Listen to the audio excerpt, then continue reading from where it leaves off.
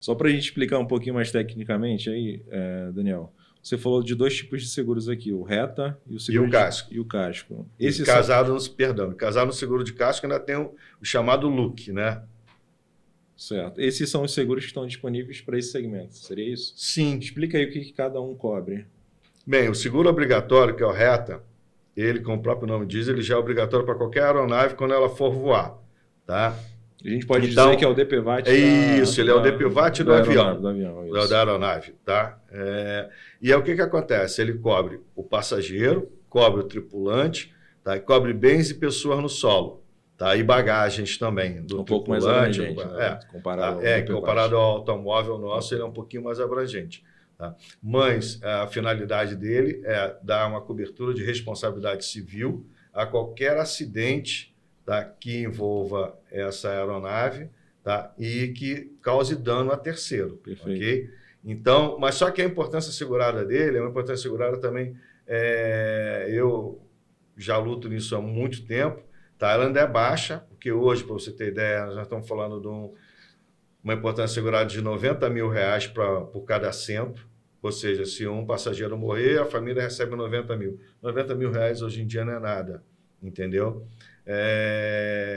Então, a gente comenta muito sobre isso, a gente briga muito sobre isso, porque esses valores realmente são valores baixos. Mas aí você tem, fora o reta, você tem o seguro de casco da aeronave, que vai cobrir a aeronave num todo, em caso de algum acidente, sempre em caso de acidente, né? Então, ela vai cobrir tanto a fuselagem da aeronave, quanto vai cobrir o motor da aeronave, tá? Ela está toda ali abrangendo isso. E se ela for, por exemplo, uma aeronave turbohélice de jato, ou um motor a jato, motor a turbohélice, e aí você ainda tem a cobertura de ingestão, né? Ou seja, ela vai dar cobertura até o motor, em decorrência de algum corpo estranho que tenha penetrado no motor e tenha danificado o motor, ok? E você tem, dentro do seguro de casco, uma outra cobertura que é o seguro de look, tá? Que a gente chama limite único combinado, mas que na realidade é um seguro de responsabilidade civil também, igual reta, tá? Só que ele é um seguro a segundo risco. Por que ele é a segundo risco? Porque o meu primeiro risco é o reta. Eu vou pagar a indenização dentro dos valores do reta, 90 mil por cada pessoa, tá? Existe a necessidade de complementar esses 90 mil? Por exemplo, dentro da minha aeronave veio falecer alguém, eu sou um táxi aéreo, tá? Porém, a família desse meu passageiro não se conteve com os 90 mil, porque os 90 mil não dão para nada, tá? Então, ela vai querer fazer algum acordo comigo e vai poder falar, olha, o meu esposo ele recebia X por mês, tá? Ele só tinha 30 anos, teoricamente ele viveria até tanto, então a gente vai fazer uma conta ali para poder chegar a um acordo de algum valor, tá? Que possa atender a necessidade dessa família e desde que acordado por parte da seguradora também e desde que acordado por um juiz, você faz a finalização desse acordo e paga uma indenização maior do que essa indenização que o seguro reta determinou para você. Tá? Só que como ele é um limite único combinado, ou seja, eu, dentro da minha aeronave, eu posso ter um seguro de look de $10 milhões, tá? Porém, eu posso, dentro desse acidente, não ter somente prejuízo de danos pessoais a terceiros, eu posso ter prejuízo de danos materiais também a bens e pessoas no solo, ou melhor ainda, a bens no solo. Tá? Então, como eu não tenho uma verba determinada, olha, eu vou cobrir X desses milhões para os passageiros e tripulantes e X para pessoas e bens no solo, igual o seguro obrigatório, tá? Então ele é um limite único combinado. Eu vou fazer uma combinação desses valores. O que é dano material? É uma coisa que eu possa rapidamente ter uma noção de prejuízo, ou seja, quanto que me custa para refazer aquela casa? Custa $1 milhão. Então, eu já tenho aqui $1 milhão. Tá? Me sobrou 9, tá? Então esses 9 a gente vai trabalhar a parte de pessoas, de danos às pessoas, entendeu? Então, ele não é um seguro que já te determine qual o valor, por isso que fala limite único combinado. A gente vai combinar para poder verificar onde que vão ser alocados esses prejuízos. E você falou de um ponto importante aí, que o 90 mil é pouco, né? Porque quando a gente vê os acidentes aéreos, quando acontece, normalmente a conta é de... Vamos entender aqui o quanto de potencial, né, econômico tinha essa pessoa, para aí sim determinar o valor, e aí entrar no acordo e tudo mais. Então, normalmente, né, não é esse... Não, e para você ter ideia, esses 90 mil que a gente está falando hoje... Está defasado, realmente. Há uns 20 anos atrás, mais ou menos, eu não tenho agora aqui de cabeça, mas uns 20 anos atrás, nós estaremos falando hoje de alguma verba em torno de 14 mil reais.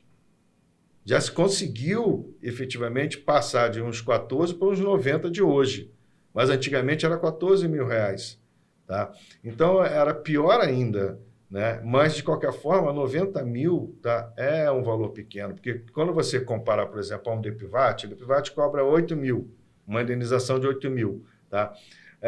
Mas, quando você fala de um acidente aeronáutico, teoricamente, quem está voando tem uma condição financeira razoável. Né? Então, quer dizer, você tem um risco ali, tá, de uma indenização que 90 mil reais realmente não vai atender. Eu já tive empresas, por exemplo, que tiveram sinistro e simplesmente a empresa depois veio a fechar porque as famílias entraram com ação na justiça, tá, e a empresa teve que vender o único avião depois que sobrou para poder querer pagar a indenização, ter que pagar a indenização.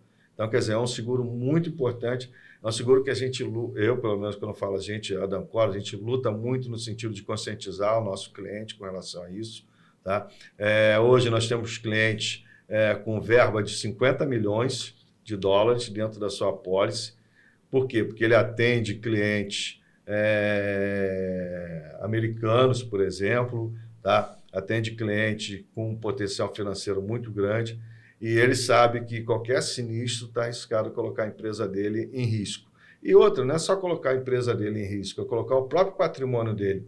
Porque, teoricamente, você vai por etapas. Um juiz ele vai por etapas. Ele vai primeiro buscar dentro dos seus bens o que dá para você poder pagar daquela indenização, você pessoa jurídica, e cessou os teus bens pessoa jurídica, ele vai num dos acionistas. Então, quer dizer, ele vai na tua casa, ele vai no teu carro.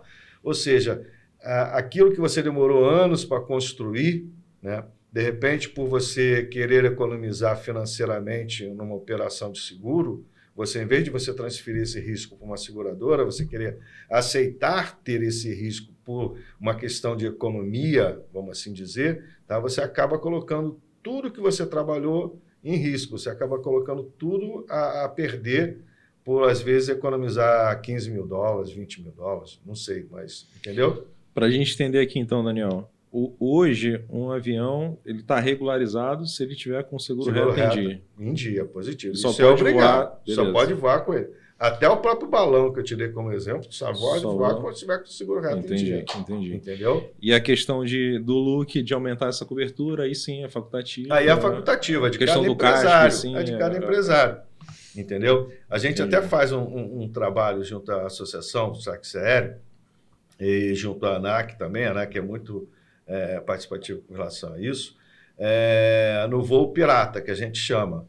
Ou seja, evitar com que o cliente contrate um voo de uma empresa, de uma pessoa física, sem ser um táxi aéreo.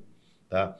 Por quê? Porque, na realidade, normalmente o dono do táxi aéreo ele tem essa preocupação, ou na sua maioria tem essa preocupação de ter esse seguro complementar. Certo. Tá? O outro proprietário que não é taxério, que já está fazendo uma operação ilegal, transportando você e recebendo dinheiro, tá? Ele já está sendo ilegal em fazer uma operação qual a aeronave dele não é permitida fazer. Tá? E aí mesmo que você pode ter certeza que ele não tem essa preocupação desse seguro complementar. Entendeu? Entendi. Tá? Então, a gente até faz uma campanha muito grande, a gente chama de taxério pirata, né? E a gente orienta, às vezes, o cliente, quando for comprar algum voo, né, já pedir o prefixo da aeronave que vai fazer aquilo, e é só você vir no site da ANAC, consultar lá, jogar, e você vai automaticamente saber se aquela aeronave é de um táxi aéreo registrado, se ela está liberada para voar, se ela não está liberada para voar também tem no mínimo isso, né? Tá? Então, você mesmo também já faz a sua fiscalização da sua segurança em si. Entendeu? Então, nesse caso aí, por exemplo, a gente está falando de uma aeronave particular que está se propondo a fazer uma atividade comercial, né? Que não está autorizada. Positivo, porque ela não está autorizada, que a gente chama de TACA, táxi aéreo clandestino. Entendeu? Isso acontece. Isso não acontece nem só na asa fixa, isso acontece na asa rotativa, entendeu? No helicóptero. Às vezes você compra voo turístico desse daqui e aí você vai verificar, você está comprando um voo de turismo para poder ir no Pão de Açúcar, fazer algum sobrevoo, e a aeronave ela não é um táxi aéreo. Mas ela custa o mesmo voo muito mais barato que um táxi aéreo, porque ela está de forma ilegal. Sim, com certeza. Entendeu? Isso aí que eu ia falar. Normalmente tem promoção, né? Provavelmente. Isso daí também é uma coisa interessante aqui no Brasil. A gente briga bastante, briga no bom sentido, no sentido de conscientizar. Por exemplo, esse seguro de produtos, ele se encaixa muito em oficina. Então, por exemplo, eu tenho uma oficina e faço manutenção da aeronave do comandante Nery. Entrego a aeronave para ele. Tá? Então, a partir do momento que eu entreguei, que a ordem de serviço foi fechada, que a aeronave está com ele, tá? Ele voa daqui a 1 mês, 2 meses, tanto faz. Acontece um sinistro, o CENIPA vai, faz a vistoria, faz todo o trabalho e verifica que um mecânico meu tomou uma posição errada, apertou um parafuso errado, não trocou uma tal peça. Tá? Essa culpa é minha, oficina. Tá? Então, a seguradora vai indenizar a aeronave do comandante Nery para ele, se tiver vítima, vai indenizar, e depois ela vai aonde? Ela vem em cima da oficina, porque ela foi a causadora do acidente. Entendeu? Foi em decorrência de uma má manutenção por parte dela. Então, isso daí a gente também coloca muito para os clientes que são proprietários de oficina, a necessidade desse seguro e um seguro bem feito.